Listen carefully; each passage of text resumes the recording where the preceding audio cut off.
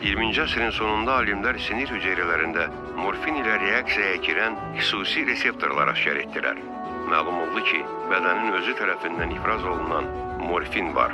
Bunlar təbii opiatlar olan endorfinlərdir. Şirniyyat bişirənlər deyirlər ki, insanlar ən çox pis havalarda şirniyyat yeməyə gəlirlər. Səbəbini onlar özü də bilmir. Çünki şokolad bədənimizdə endorfinlərin ifraz olunmasına səbəb olur. Görüntülərdəki uzun hüceyrə xərçəng hüceyrəsidir. Getdikcə kiçilməsinin səbəbi ona hücum edən T hüceyrələrdir. T hüceyrələr xoşbəxtlik hormonu serotoninin təsiri ilə güclənən immun hüceyrələrdir. Aparılan təcrübələrdə serotonini artırmaqla 5 ay ömrü qalan xəstələrin 90%-nin yaxşılaşdığı görülüb. Xoşbəxtlik hormonu serotonin.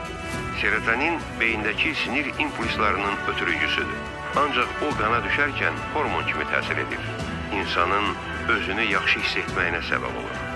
Bəs niyə biz gün ərzində fərqli saatlarda fərqli əhval-ruhiyyədə oluruq? Saat 22 radələrində endorfinlərin ifrazı artır. Məhz saat 10 ilə gecə 4 arası melatonin hormonunun təsiri ilə bədənin yenidən qurulması və bərpası baş verir. Bu saatlarda mütləq yuxuda olmaq lazımdır. Gecə saat 2-də boy hormonunun ifrazı başlayır. Bu hormon uşaqların böyüməsinə, böyüklərin isə dərisinin və əzələ sisteminin möhkəmlənməsinə xidmət edir. 2-3 arası mədaltı vəz hormonu ifraz olunur. Oyaq olduğumuz zaman bu səbəbdən nə isə yemək istəyirik. Serotonin, xoşbəxtlik hormonu səhər oyanarkən bədənimizdə ifraz olunur. Bu səhər saat 4-6 arası baş verir. Saat 6-dan sonra kortizol işə başlayır. O, bədənimizi aktiv fəaliyyətə hazırlayır. Bu saatlarda əgər bir stəkan su içəriksə, su bədənimizdəki stres hormonlarını yuyub çıxaracaq. Saat 7-də gecə boyu qanımızda dolaşan melatoninin ifraz olunması dayanır və bərpa prosesləri getmədiyi üçün yatmaq artıq faydasız olur. Saat 8 radələrində cinsi hormonların ifrazı çoxalır. Bu zaman edəcəyiniz fiziki hərəkətlər əzələ tonusunuzun möhkəmlənməsinə səbəb olacaq. Saat 10-14 arası neyrohormonların istehsalı dövrüdür. Məhz bu saatlarda əqli fəaliyyətlə məşğul olmaq məsləhətdir. Saat 14-16 arası böyümə hormonunun ifraz olunma saatlarıdır. Ona görə bu saatlarda heç olmasa 20 dəqiqə yatsaz, gücünüzün artdığını, dərinizin gözəlləşdiyini hiss edəcəksiniz. Saat 17-dən sonra kortizol hormonu azalmağa başlayır. Enerjimizin azaldığını hiss edirik.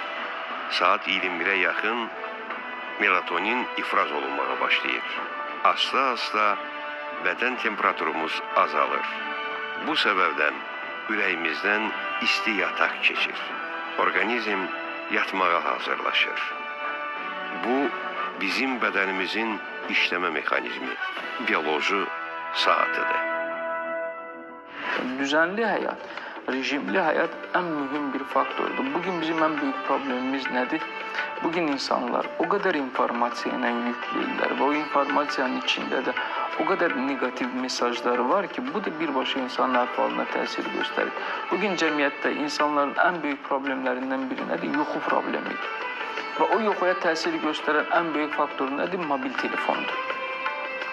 Çünki o istədiyin hər bir şey sənə verir və belə deyək də, o rahatlığın içində də sən hüzurubu aparır.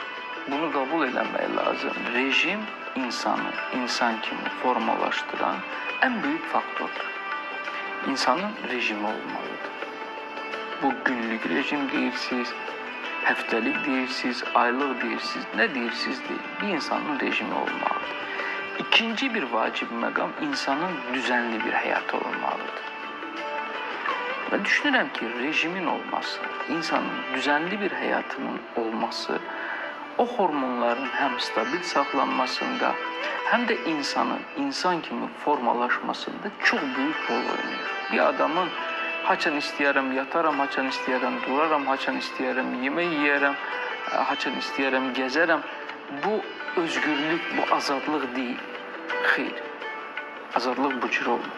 Deyir, azadlıq dərk edilən məsuliyyətdir. Bugün həyatda uğur qazanan insanların həyatına baxsaz, hər birinin düzənli bir həyatı var. Lap belə çox uğur qazanan insanların gedin bugün ondan görüşün, ən azından bir aylıq planı hazırdır. O bilir ki, bir ay müddətində nələri görəcək. Minimum bir ay hazırdır. Hələ mən böyük çapda fəaliyyət göstərən insanları demirəm. 2 illik planları var, 5 illik, 10 illik, 100 illik planları olan insanları var. O bilir 100 il yaşamayacaq. Ancaq o bilir ki, onun ideyası yaşayacaq. Hayatın içinde bir iniş çıkış olmak zorunda. Durağan olduğu vakit hayat olmaz zaten. Hayat nedir? İnsan veya bir canlı doğar, ölür ve içinde de yaşar. Bu iniş çıkıştır zaten. Hayatın girişi ve çıkışı vardır. Arayı dümdüz bir ok gibi, dümdüz bir yol gibi görürseniz bundan keyif alamazsınız. Türkiye'de en çok kaza yapılan yol Ankara-Konya otoyoludur. Niye biliyor musunuz? Dümdüzdür. Sağa sola dönmez. Herkes uyur o yolda. Herkesin motivasyonu bozulur. Hiçbir şoför o yolda gitmek istemez. Yorucu olan hayat keyiflidir. Düz olan hayat keyifli değildir. Her şeyinizin olduğunu düşünün. Çok varlı olduğunuzu düşünün. Keyifli olamazsınız.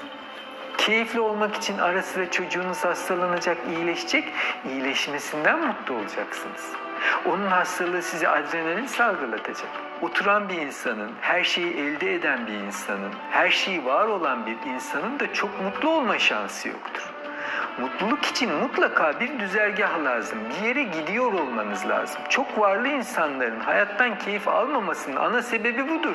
Ümumiyyətlə, bizdə əzələ kütləsi bərpa eləməkdən ötürü, əzələ kütləsini artırmaqdan ötürü mütləq olaraq steroidlərə ehtiyacımız var. Testosteron da kişi cinsiyyət hormonu olmaqla yanaşı, həm də steroid hormonudur. Əgər biz hər hansısa bir hormonu, testosteron daxil olmaqla kənardan qəbul ediriksə, orqanizm müvafiq hormonun sintezini zəiflədir. Yəni ona bir növ sintez eləməyə ehtiyac görmür. Çünki artıq həmin hormon bizim orqanizmimizdə var.